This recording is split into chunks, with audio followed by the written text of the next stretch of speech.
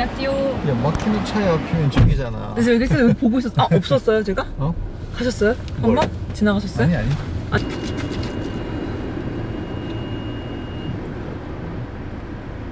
못생겼을 텐데.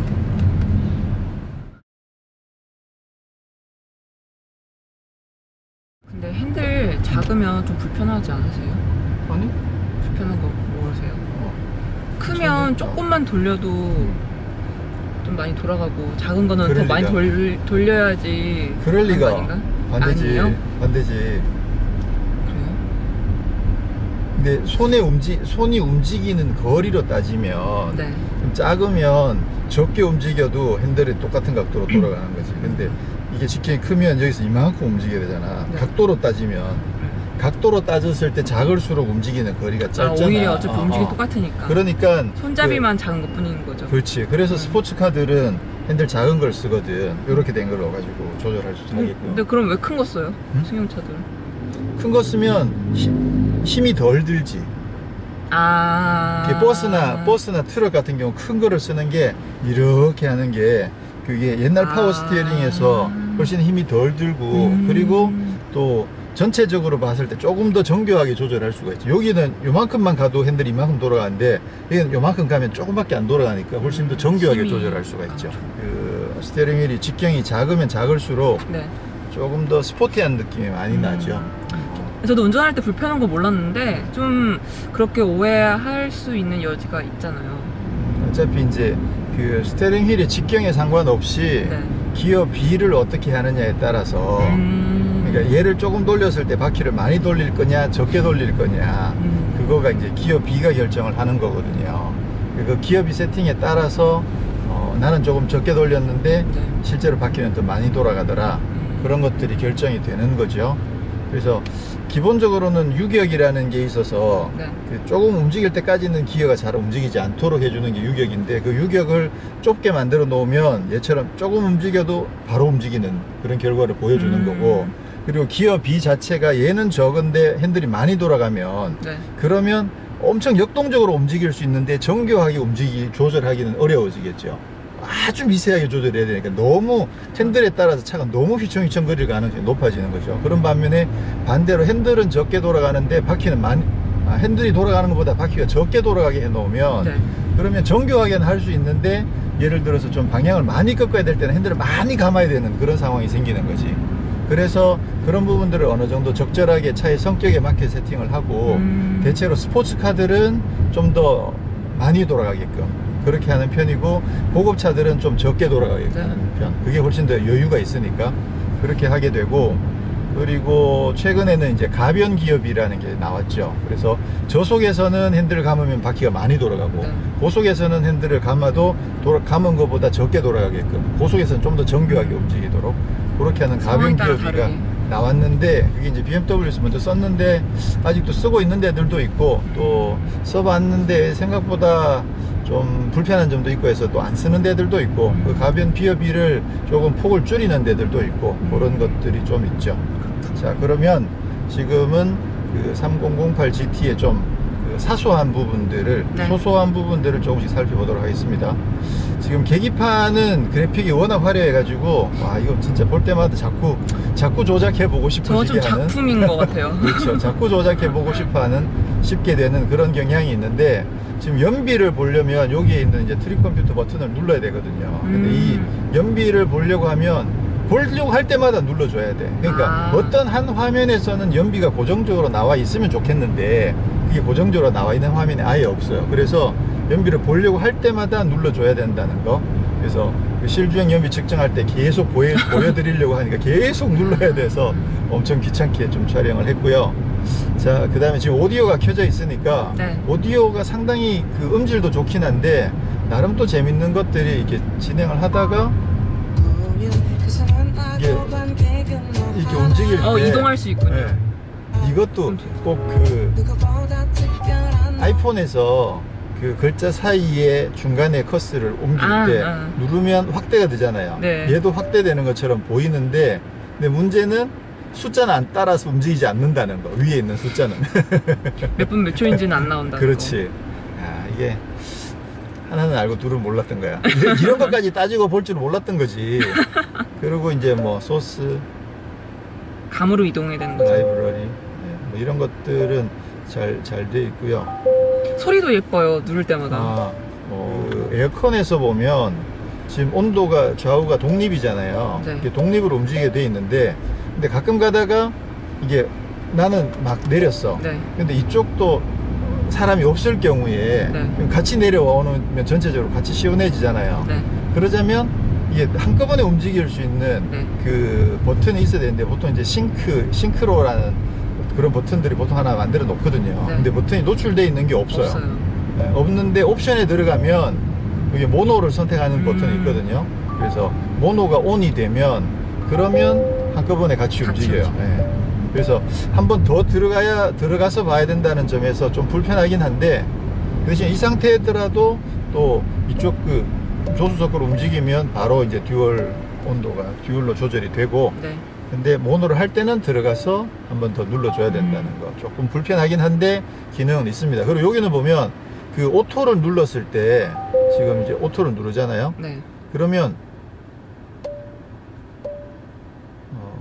보통은 이제 이렇게 바람 세기를 조절하면 오토가 아닌 거고, 오토를 누르면 자동으로 온도에 맞춰서 움직이는 건데, 이 오토도 옵션이 있어요. 노멀이 있고 패스트가 있고 소프트가 있고. 오, 뭐예요? 그러니까 그 보통 차들은 이제 다른다는 그 거지? 온도 차이가 많이 날 때 네. 오토를 누르면 처음에 센 바람을 그러잖아요. 엄청 확, 왜냐면 빨리 적정 온도에 맞춰 놓고 그 다음부터 유지를 하려고. 그래서 처음에 초반에 너무 막 확 세게 나오는 경우들이 있는데, 맞아요.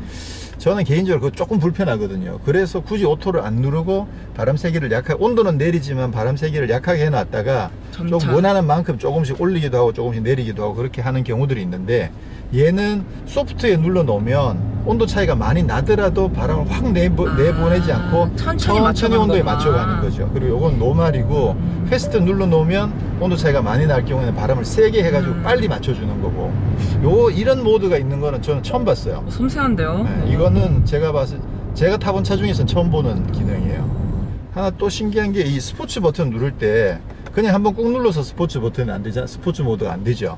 이거 한번 꾹 한 1초 정도 누르고 있어야 네. 스포츠 모드로 바뀌고, 맞아요. 이 빠져나올 때도 그냥 누르면 안 빠져나오고 한 1초 정도 눌러야 이게 빠져나오거든요. 왜 그랬을까요? 나름 좀 특이하죠. 특이한데 더 웃긴 거는 시동 걸 때도 그래. 시동 버튼도 보통은 이제 브레이크 밟고 버튼 한 번만 꾹 눌러주면 네. 바로 시동이 빵 걸리거든요. 근데 이 차는 바로 한 번만 눌러가지고 시동이 안 걸려. 한 1초 정도 누르고 있어야 시동이 걸려요.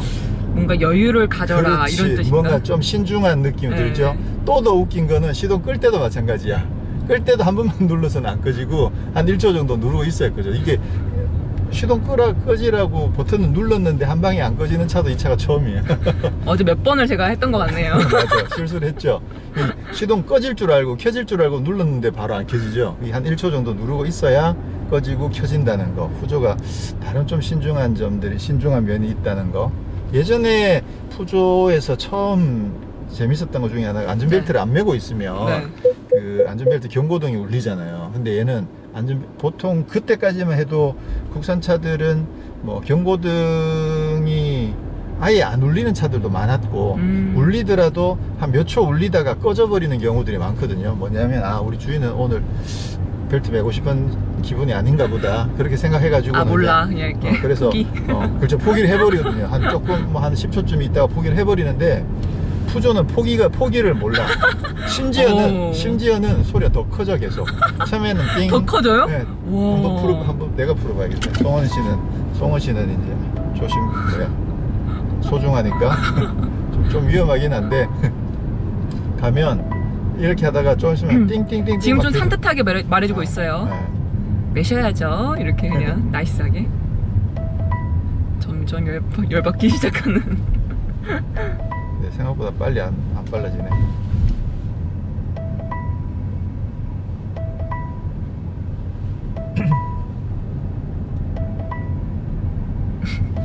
설마 그 기능 빼버렸나? 이렇게 발견되네요. 지금쯤 땡땡거리기 시작하는데. 차분하기로 마음 먹었나? 끝까지? 이상하네. 이상하네. 이것도 바뀌었다고 다시 설명을 드려야 되나? 예전에는 이쯤 되면 네. 이게 솔 띵띵띵 띵띵띵띵띵 하기도 하고 소리도 더 커지고 나중에 막 핑핑핑핑 막 고함을 막 지르면서 막 악을 쓰면서 소리를 내줬는데 이렇게 발견되네요. 근데 이게 그 기능이 없어져 버렸나 보네. 야, 웬일이랴. 그 나름 좀 안전과 관련된 부분이어서 좀 신경을 많이 썼다 이렇게 칭찬을 했었는데 내가 그때 칭찬했었는데 칭찬인 줄 심지어는 꺼져버렸어. 포기했어. 와, 뭐 이럴 수가. 이야, 이거는 이럴 수가. 아니 그때 내가 기사에서 어떻게 했느냐 하면 푸조는 잔소리가 엄청 심하다 그렇게 내가 기사 제목을 그렇게 썼거든요. 근데 제목은 그렇게 썼지만 그 좋다는 이야기인데 설마 그거를 사람들이 부정적으로. 싫어한다고 생각하고 그거를 없애버렸단 말이야. 말도 안 돼. 헐. 야, 푸조 실망이다. 실망이다 진짜. 칭찬 실컷 하고 있었는데. 야, 진짜 예전에 막 목소리가 막 높아지면서 띵띵띵띵띵 막 뭐야 고함을 지르고 그랬었는데 진짜. 야, 그러니까 사실 불편해서 꼭 매야 되는 네. 꼭 매야 되는 그런 좋죠. 느낌인데 네. 그걸 포기하다니 좀 아쉽네요. 자, 그 다음에 또 뭐가 있을까? 썬루프가 푸조는 그동안에 이제 썬루프가 파노라마 루프가 적용되면 통짜 아니었어요? 원래? 통짜로 열리진 않는 네. 열리진 않는 유리가 적용돼 있었었는데 이번에는 이제 열리는 유리가 완전 넓게 열리면서도 그러면서도 이제 유리가 열리는 그 루프가 이번에 적용이 됐습니다. 자, 그다음에 기어 레버가 지금 이제 전자식 기어 레버가 적용되어 있는데 네. 이것도 상당히 잘 예뻐요. 만들어놨어요. 생긴 것도. 디자인이 일단 예쁘죠. 네. 자, 이 기어 레버가 전자식이 있고 예전에 이제 기계식이 있잖아요. 네. 기계식이라는 거는 움직이면 그 밑에 그 케이블이 연결되어 있어서 당기는 거죠. 전선 말고 네. 실제로 선이 연결되어 있어서 당기면 그게 당겨줘서 기어 레버를 조작을 해주는 거거든요. 그게 그렇게 되는 건데 네. 근데 이제 지금은 이게 다 전기 신호로 가게 돼 있어요. 내가 D나 N으로 가게 되면 이제 N으로 갔다라는 걸 신호를 줘서 그래서 이제 변속기가 움직이는 거거든요. 이게 이제 전자식 변속기인데 이 전자식 변속기 조작하는 방식이 대체로 보면 두 가지 정도로 구분이 돼요. 뭐냐면 이 P 버튼이 따로 존재하는 방식이 있고 네. P 버튼이 없고 그냥 PRND가 똑같이 있어서 이제 D에서 만약 P로 가려면 이거를 NR, P 한 번 더 누르면 P까지 가는 방식이 있어요. 그다음에 이거는 이 상태에서 그냥 P만 누르면 바로 P로 가잖아요. 네. 어떤 게 더 편할까? 저는 이게 더 편하죠. 네. P 버튼이 있는 방식이 훨씬 더 편합니다. 그래서 BMW가 처음에 이제 이 전자식 변속기를 도입을 했는데 그 차도 변속기 위에 이제 버튼이 있으니까 버튼만 한번 딱 누르면 바로 P로 가니까 네. 편하죠. 근데 이제 아우디하고 크라이슬러하고 현대차도 초반에는 그 P 버튼 따로 없이 끝까지 미는 방식을 쓰고 있었거든요. 그러니까 좀 불편했어요. 네. 네, 불편했었는데 최근에는 현대차도 이제 P 버튼을 따로 뒀죠. 그래서 근데 이제 그 P 버튼의 위치도 조금 차이가 나요. 지금 이거는 기어 레버 위에 이제 버튼이 있는데 현대기아차는 P 버튼 이쪽에 바닥에 있거든요. 그러면 조작을 하다가 누르려면 손을 이렇게 움직여서 심지어 손목을 꺾어서 버튼을 눌러야 돼서 좀 불편한 그런 경향들이 좀 있죠. 딱 편한 것 같아요. 네, 그래서 요거는 기어 레버 위에 P 버튼이 있으면 훨씬 더 편하더라. 네. 있으니까. 아무래도 이제 주로 뭐 평상시에 이렇게 넓은 데서 가다가 주차할 때는 뭐 이러고 있다 차 세우고 그냥 바로 P 누르면 여기 있으나 사실 큰 차이는 없는데 핸들을 잡고 있다가 차가 정차를 했어요. 그 다음에 P를 누를 때는 요리로 가나 큰 차이가 없다는 거지. 손에 움직이는 게. 근데 이제 주차할 때 같을 때는 여기서 후진으로 갔다가 또 후진으로 갔다가 전진으로 갔다가 왔다 갔다 하면서 주차를 하잖아. 그럴 경우에는 바로 누르면 되니까 이게 훨씬 더 편리하죠. 이건 뭐예요? M? 수동 모드. 어제 우리가 그 기어 레버가 수동 모드를 시프트 패드를 쓸 때 회전수가 레드존에 가면 자동으로 시프트 업이 된다고 했잖아요. 근데 이 수동 모드를 쓰게 되면 고정되는 거예요? 네, 그러면 고정이 되는 것 같아요. 단수가 고정된다. 그렇죠. 하고 미처 몰랐어. 아니지. 그 옆에 있다 보니까 내가 설명을 못 드렸죠. 그렇군요. 그 다음에 BMW의 기어 레버가 사실 상당히 디자인은 조금 어설픈데 느낌은 굉장히 좋거든요. 뭐냐면 이렇게 써 있어요. 그리고 네. 딱 잡으면 이게 손에 착 감겨요. 딱 감겨가지고 당기기도 좋고 밀기도 좋고 네. 굉장히 좋아요. 근데 얘는 지금 살짝 누워 있잖아. 네. 이 BMW는 조작하기는 편한데 모양이 좀 덜 예뻐. 이렇게 붕 이렇게 떠 있으니까 덩그러니. 근데 얘는 살짝 꺾어가지고 디자인이 굉장히 예쁘잖아요. 네. 그래서 이 상태에서는 그 P에서나 아니면 R에서 D로 옮길 때 당기는 거는 굉장히 편해요. 당기는 거는 굉장히 편한데 이거를 후진으로 밀려고 하면 맞아요. 힘을 좀 많이 줘야 돼. 그냥 이 상태에서 미는 거는 잘 밀어지거든요. 손바닥으로 이렇게 밀면 되는데 이 버튼을 누르면서 밀려고 하면 힘을 좀 많이 주면서 오히려 손목을 좀 약간 꺾어야 되는 그런 느낌이 있어서 조금 불편하더라고요. 그래서 디자인은 예쁘긴 한데 조작해 보면 후진으로 갈 때 그것도 이제 익숙해지면 버튼 누르면서 그냥 손바닥으로 밀면 되는데 근데 이제 느낌이 조금 안 쓰는 근육을 쓰는 느낌이에요. 맞아요. 당길 때보다는 안 쓰는 근육을 쓰는 느낌 맞아. 근데 당길 때는 되게 편하고 좋아요. 이게 딱 뒤에 그립이 딱 걸려 있어서 그러니까 이게 기어 레버 디자인 자체가 네. BMW가 디자인을 굉장히 신경 써서 디자인한 거죠. 이렇게 딱 잡으면 손에 딱 감기거든요. 그래서 당기고 밀고가 딱 쉽게끔 그런 느낌으로 해놨는데 디자인적으로는 이게 훨씬 더 이쁘긴 해요. 예쁘게 잘 돼 있고. 자, 이 차가 지금 4,990만 원짜리인데 통풍 시트 없습니다. 없고 오토 홀드도 없고 그리고 심지어는 그 조수석 시트는 수동이에요. 맞아요. 이렇게 아래서 밀고. 아니 내가 5천만 원짜리 차에서 이 수동 시트가 달려있는 건 처음이 아닐까 싶을 정도로 지금 수동으로 되어 있다는 거. 야, 이거 왠지 한번 찾아봐야 될 것 같아. 5천만 원짜리 차 중에 조수석 수동인 차가 있는지 한번 찾아봐야 될 정도로 좀 심하네. 그죠? 근데 이게 3008이 아시아에서는 최초로 여기서 공개됐대요. 한국에서. 국내에서. 아시아에서는? 네. 여기 수입사지 않아요? 아시아 최초는 아시아 최초 공개는 꽤 많이 있어요. 왜냐면 그만큼 이제 중요하니까. 그리고 그 어떤 시장의 규모보다는 여기 맞나? 시장의 규모보다는 한국 시장의 특성 자체가 네.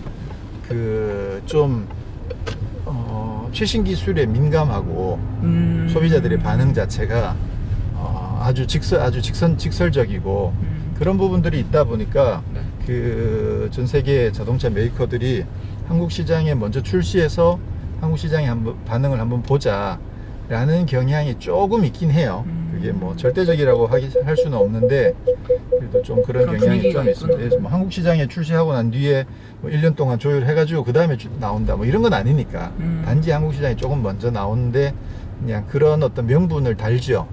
또 한국 그 수입 업체 입장에서는 나름 한국 시장을 글로벌에서 배려를 많이 하고 있다 라는 것들을 마케팅에 활용을 해서 고객들에게 어필을 하려고 하는데 이제 명분으로 그렇게 설명하기에 이제 기자들이 다 물어보니까 아니 왜 중국도 있고 일본도 있는데 한국 시장에 먼저 출시를 해요? 그러면 이제 그런 것들을 설명하는 과정에서 그런 이유들을 이제 주로 이야기를 많이 하죠.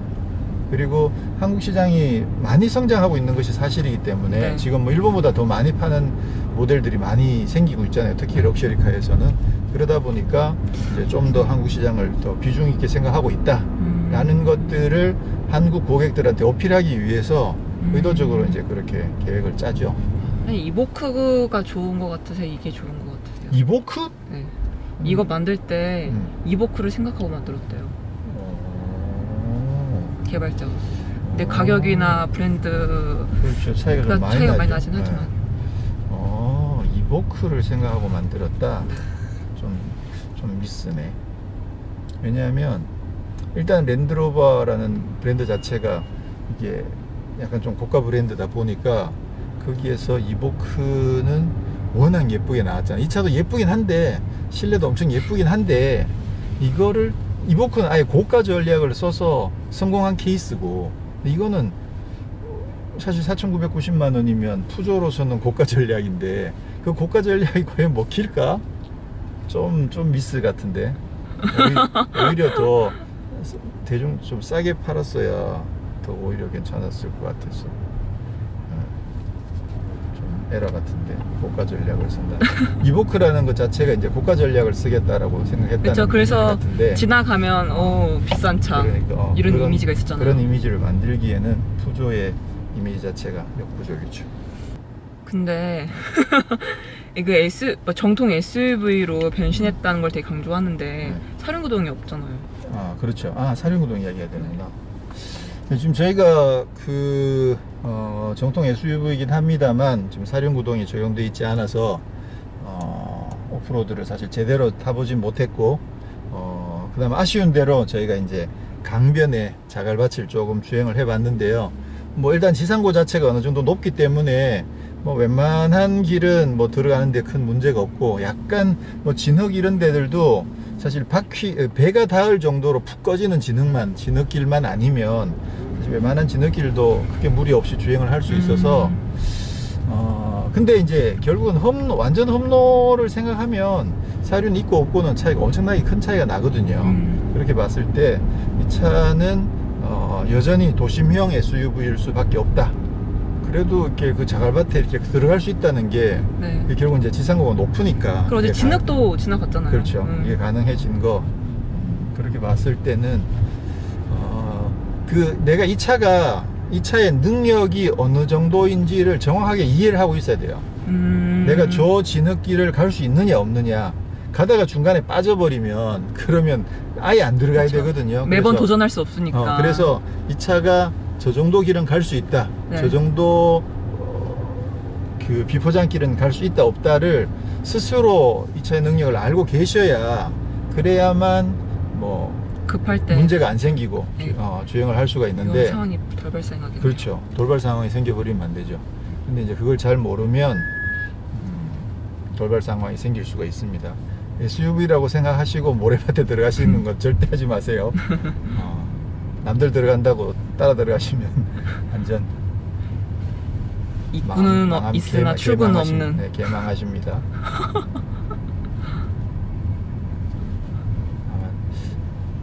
재밌네요. 네, 저희는 다음에 다른 모델로 또 찾아뵙도록 하겠습니다. 감사합니다. 감사합니다.